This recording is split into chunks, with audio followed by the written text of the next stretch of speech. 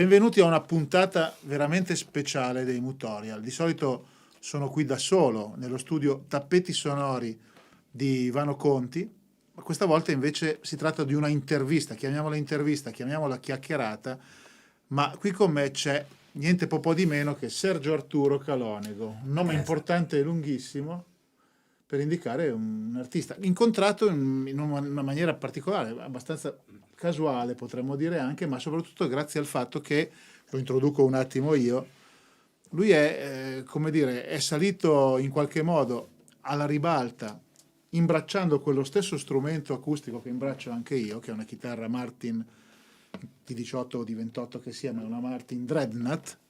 Incomincio così perché poi si capirà dove vogliamo arrivare. Ma non è solo uno che imbraccia la Dreadnought, è uno che con quella chitarra ha vinto un importante riconoscimento nell'ambito del fingerstyle, quello che viene chiamato fingerstyle, cioè suonare una chitarra con le dita, insomma, anche della mano destra e non solo con quelle della mano sinistra e il plettro. E questo riconoscimento è venuto poco tempo fa, no, sì, Sergio? Sì, 3 mesi fa. 3 mesi fa. C'è un'associazione che si chiama... La DGPA. Che sarebbe... sta per Atkins, aspetta che vedo se la so, Atkins Daddy Guitar Players Association. Esatto. Vedi che questa ce l'avevo. Che è una fondazione di chitarristi, diciamo, acustici, jazz, sono degli amanti, sono dei romantici, diciamo, ancora, no? Quindi non è una casa discografica, è una fondazione. Perfetto. E qui hai vinto un premio importante, un premio che ti permetterà di andare a presentare un tuo disco in un luogo altrettanto importante, se non più importante ancora, che è Issoudun in Francia. Poi, cioè, di fatto la cosa è questa, cioè io con questo premio, con questa targa, vado a Issoudun. È una coincidenza che presento il disco, nel senso che il vincitore poi apre questo concerto e il caso vuole che io avevo questo disco, no? Questo disco già pronto, e visto che non capita tutti i giorni di potersi, diciamo, esibire in Francia in un festival così importante, ho deciso di ritardare l'uscita del disco, ancorché poi dopo non ci siano le liturgie, no? del rock e di queste cose. Certo. Puoi fare uscire anche domani io e te al bar, no? Quindi non è un problema, però ho deciso di fare questa cosa anche per ringraziare in qualche modo, diciamo, della visibilità che mi hanno concesso. Assolutamente. Ecco, hai introdotto un altro tema importante. Questi tutorial generalmente sono didattici e lo saranno un po', perché chiacchiereremo anche intorno allo strumento di alcune particolarità che non cominciamo a svelare adesso, ma troveremo strada facendo. Non è la musica con cui generalmente ti guadagni da vivere, ma è, lo dicevamo cenando insieme, e non è tanto un qualcosa di assertivo, ma è o meglio lo è nel senso di una testimonianza, però più che di un... Esatto. Diciamo che chi fa dischi di questo tipo deve avere, secondo me, un'intenzione di testimonianza più che di proposta, no? Perché in realtà non si vive facilmente, diciamo, nella discografia oggi, meno con dischi di questo tipo. È un po' come cercarsi nella musica, no? Questo è quello che ci lega, no? Certo. Quindi vediamo, proviamo a entrare nel merito adesso. In questo disco ci sono dei brani, chiaramente di tua composizione. Incominciamo ad accennare ad uno di questi brani, che ha un titolo un po' particolare, che è lo stesso titolo del disco, no? Sì. Allora, il brano si intitola Daddy Gadi, ma io ti devo correggere sulla scaletta. Perché vai. Mi sono dimenticato qualcosa. Sì, ci siamo dimenticati questa cosa qua della posizione della chitarra. È vero, che è affascinante. È affascinante. Infatti, ci scusiamo con i nostri spettatori. Sì, perché appunto questa stessa chitarra, allora, questa chitarra ha una forma particolare, Esatto. non ha un 8, come si dice, particolarmente accentuato, ma è un po' più svasato, un po' più tirato dritto, diciamo. Cassapanca. Una sorta di cassapanca. E questo chiaramente l'esperienza, insomma, che abbiamo fatto noi suonandola è che si può suonare in diverse comunque posture con diversi significati. Io sono, come lui usa dire, un cristone di 1,90 m, lui una corporatura diversa e gioco forza, devi tenere lo strumento in una maniera differente. E diciamo il fascino, secondo me, che spero, diciamo, di riuscire a trasmettere, non è questo, che questa chitarra si può utilizzare con questa posizione.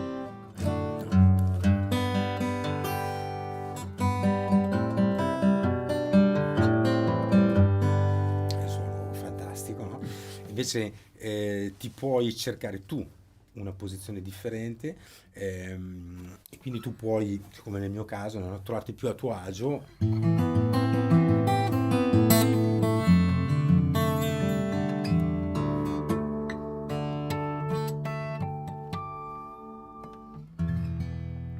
E secondo me il valore di questa cosa, diciamo, di questa chiacchierata è quello, diciamo, di, così, spingere le persone che si avvicinano alla chitarra a riflettere sì sul tipo di chitarra che devi comprare, sulle marche, sulle corde, su tutte queste cose qua, ma un pochino anche su di te, perché non solamente nella musica, ma anche nella musica il valore, diciamo, di cercarsi e di adattarsi è un valore. È un valore, sì, è come dire, tu devi arrivare ad un certo punto, cerchi di definire la tua strada e poi trovi gli strumenti necessari per poterlo fare, che possono essere appunto degli artifici magari anche squisitamente tecnici, come tenere la chitarra in una postura, in una posizione, insomma, piuttosto che in un'altra, ma questo serve poi a Certo. crearti il tuo linguaggio in qualche Esatto. modo. E elabori i tuoi errori. Esatto, esattamente. Bene, adesso grazie della correzione perché questo è un particolare importante che ci porta a vedere questa chitarra come la suoni, insomma, e come ci crei sopra. Io lascerei spazio al brano Sì, prima di parlarne, perché della musica è meglio magari parlarne no, dopo. è interessante, diciamo, perché io questo brano è uno dei due che ho presentato alla manifestazione, Sì, no? Poi in qualche modo, diciamo, facciamo vedere anche questo brano, ecco, assolutamente sì. che si intitola Dadigadi. Poi scopriremo anche Il perché. perché.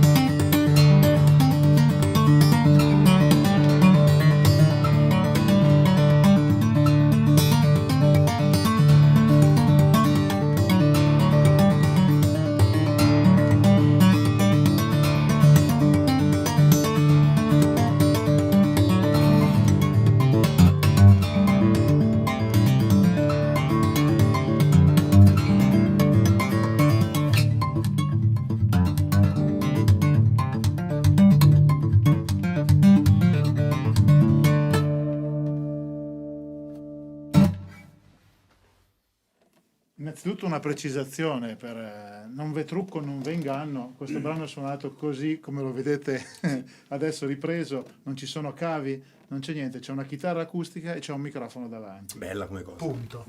È una precisazione da fare perché spesso e volentieri, beh certo, quando uno poi fa un disco cura evidentemente il suono in maniera particolare, i dettagli in maniera più specifica. Seconda annotazione, viene appunto usata per lo più, almeno nella parte più ritmica, diciamo, più groovosa, una determinata scala. È una scala che è di sapore maggiore, potremmo dire così, o meglio modale se vogliamo.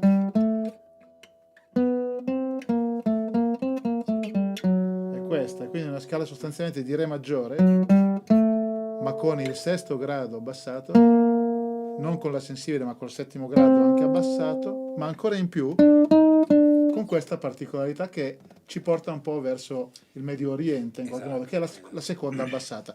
Questo per chi ha un pochino più di prurito di questioni proprio teoriche. Questa è la differenza che passa fra un chitarrista e un fotografo, nel senso che mi piace anche specificarlo questo, no? Visto che siamo nell'ambito dei Mutorial, no? Io devo dire che arrivo a questi colori più per un sentito, no? Più per un sentito che non per una costruzione, quindi in realtà io non ho nessun problema a dichiarare una grandissima ignoranza personale su quello che sono i valori, no? Alla fine o i nomi delle scale. Certo. Sono sicuramente un grandissimo ascoltatore di jazz, più che di chitarra acustica, più che di chitarra, molto di più, diciamo, di jazz. Conosco paradossalmente molto poco il mondo della chitarra acustica, ma il mio orecchio mi ha portato a cercare, diciamo, queste note, e io credo che sia questo il valore alla fine poi, diciamo, della musica, e il valore della didattica, no? E questa è la grande differenza, è il motivo per cui tante volte sostengo di non essere un chitarrista, no? Di non avere l'intenzione e anche la capacità, devo dire, no? Di spiegare queste cose. È il motivo per cui io e te andiamo d'accordo. Esatto. È un po' una storia tipo, come si chiamano quegli angoli che insieme fanno 90 gradi, complementari. Esatto. Ecco. A me invece piace abbastanza analizzare, ma non è una questione solo schiettamente di analisi, quella che riguarda invece un altro fondamentale particolare. Da di ga di si chiama questo brano. Dentro questa parola è adombrata, oddio, per i chitarristi non è tanto adombrata, è subito palese, una accordatura. Io ho una chitarra in questo momento che è accordata con l'accordatura standard. Quindi mi si sol re la mi. Esattamente. Mentre invece la tua chitarra è accordata in una maniera particolare. Questa chitarra no, è accordata diversamente. Questo è un re, la seconda chitarra, la seconda corda è un la, un re, un sol, un la e un re. Questa cosa ti obbliga a ridisegnare, diciamo, no? Il tuo modo di suonare. Certo. Diciamo che questa accordatura, come tutte le accordature aperte, è inizialmente come dire, l'attrazione, no? Alla fine è l'esotismo, cioè l'esotismo di questa cosa, no?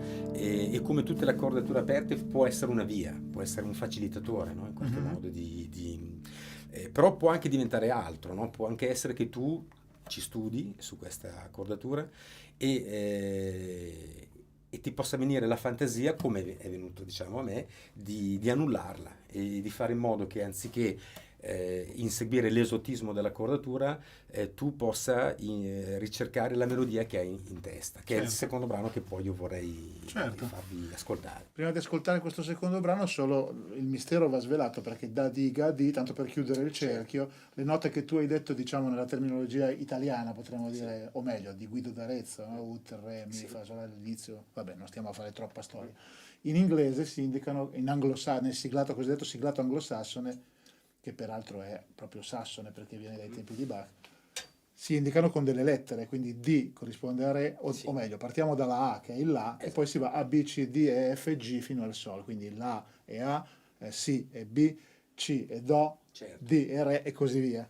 Quindi Dag, Dad non sono altro che le iniziali delle corde prese, dunque Dad, Gad, se la dicessimo così, sarebbero prese dalla corda più bassa fino alla o Dad, Doug Dad invece dalla prima alla sesta, Sì, insomma, io devo dire che poi dopo, non pensavo di dirla sta cosa qua, però può essere, ormai è venuta è così. venuta, Cioè in realtà il disco si intitola Dadigadi e non Dadgad, certo, perché nasconde delle cose, nasconde questo Dadi che certo, Marcel Dadi è certo. stato un grande chitarrista. Io devo dire, utilizzo un'altra tecnica, ma sono molto legato alla storia personale di Marcel Dadi, Verso- perché Marcel Dadi è un chitarrista che ha perso la vita in un incidente aereo, mentre io l'ho avuta salvata in un È incidente vero, aereo. E l'altra così, come posso dire, l'altro mistero, diciamo, del titolo sta in Dadi, Daddy. Io sono un papà, no? Io prima di essere un chitarrista sono un papà di 3 bambini, prima di qualsiasi cosa, no? E certo. mi piaceva di nascondere questa cosa, diciamo, nel titolo, che a questo punto è veramente un crogiolo di citazioni per quanto mi riguarda, oltre Certo, alla coloratura che è quella lì. assolutamente sì, infatti. Poi in realtà c'è un altro piccolo particolare, non so, magari io lo svelo anche quello. Sì, sì, ormai. In realtà tutti i brani del disco hanno dei È titoli vero. che iniziano con la D, che comunque è, diciamo, come si Fa può parte del dire, simbolismo. fa parte un po' del Sì, simbolismo. D comunque è il re sopra cui bene o male, oddio, alcuni brani non sono il re, certo, però diciamo fa un po' da materasso su cui certo. sdraiarsi per appoggiarsi, per appoggiare la tua musica in qualche Esatto. modo. Se vogliamo fare 48, a questo punto Facciamolo. diciamo che la Dadgad in italiano può essere chiamata anche re sospeso, no? È una coloratura di re sospeso, Sì. perché in realtà è una coloratura che non è né maggiore né minore, Sì, no? sì, sì, sì. Concettualmente, no? Esatto. Quindi, E in più, scusami, aggiungo la terza corda sviluppa la quarta, che è proprio esatto, esatto. l'intervallo Quindi a questo punto sospeso. perfetto, no? È tutto, diciamo, sulla tua immaginazione, no? Sei tu che la Assolutamente porti sì, dove vuoi. assolutamente sì. Bene, io passerei al Sì, secondo brano, se questo vuoi. brano che si intitola Dissonata, che è completamente diverso dall'altro per tecniche utilizzate, però devo dire io non sono un malato della tecnica, è semplicemente per far vedere al pubblico di Mutorial quanto sia affascinante anche inseguire una melodia, Mm. oltre a un aspetto scenico che poi può essere importante o può essere utile anche magari su certi pezzi, no? Questo è un brano che viaggia su un altro binario, no? Dove c'è più un'evocazione melodica ed è più disegnato, diciamo, come cosa. E questo Bene, brano si intitola Dissonata. dissonata.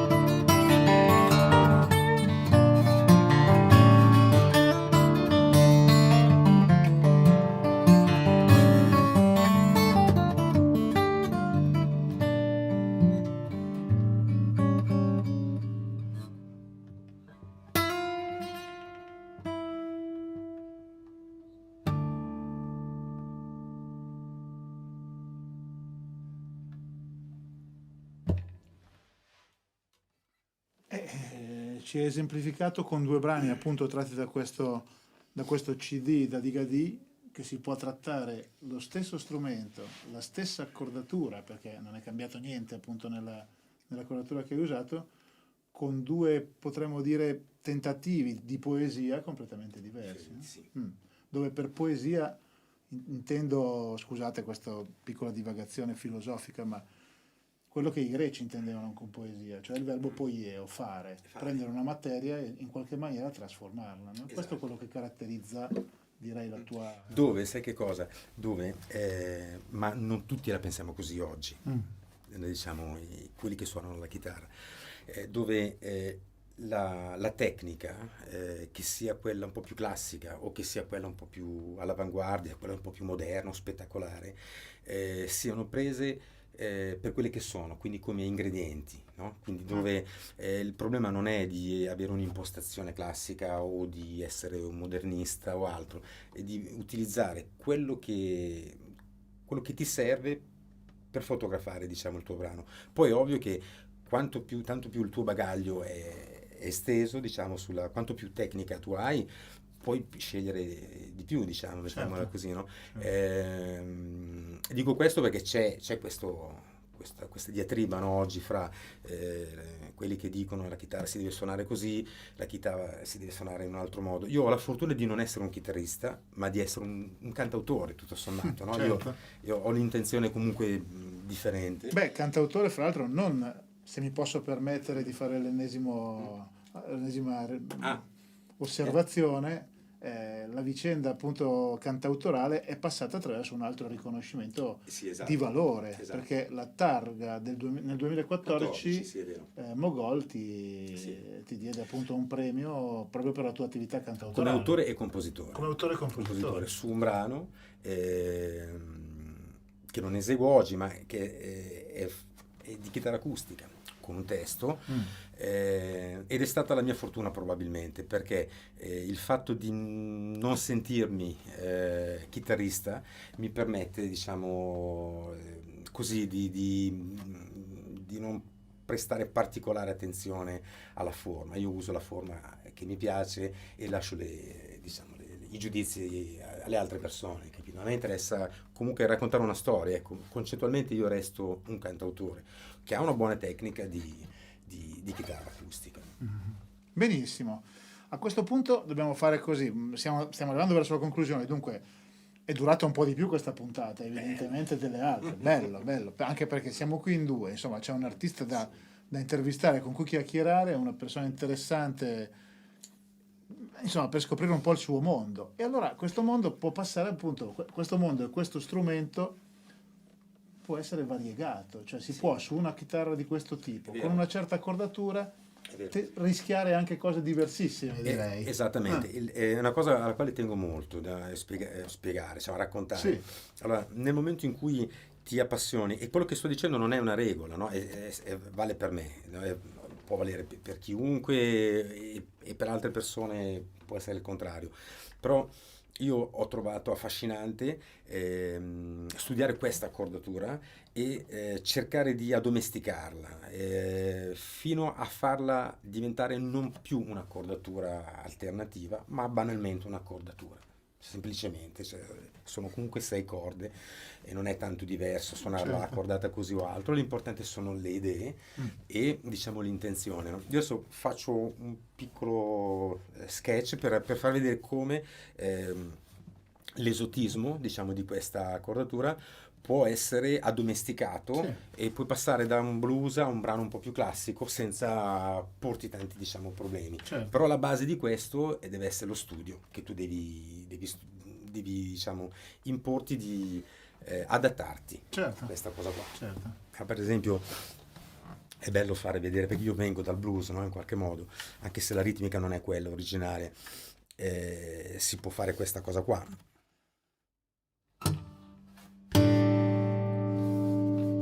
One to the crossroad, falls on my knees.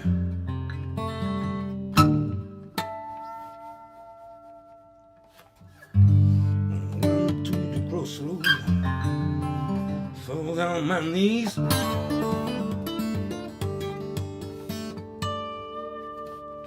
Ask the Lord above, mercy on me, if you please.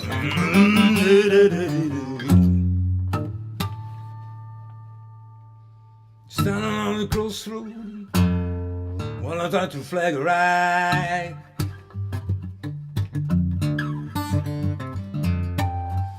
Standing on the crossroad while I try to flag a ride.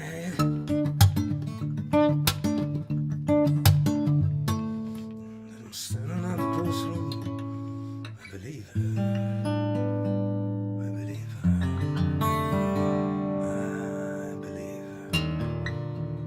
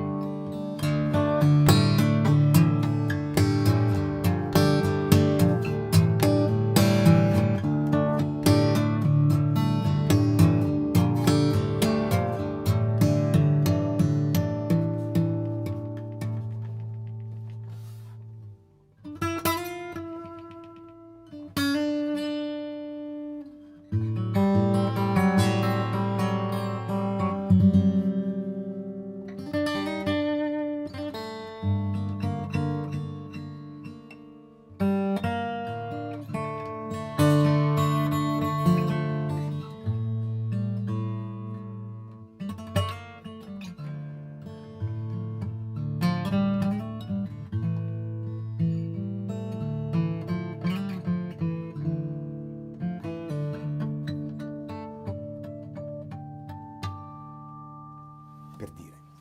Si può tentare di avvicinare mondi lontanissimi. Sì, poi io non ho Attraverso- un'intenzione, No. diciamo, di replicare, di fare il chitarrista classico, però è semplicemente per dire che poi alla fine tutto l'esotismo, diciamo, di questa accoratura, che c'è chiaramente, no? Certo.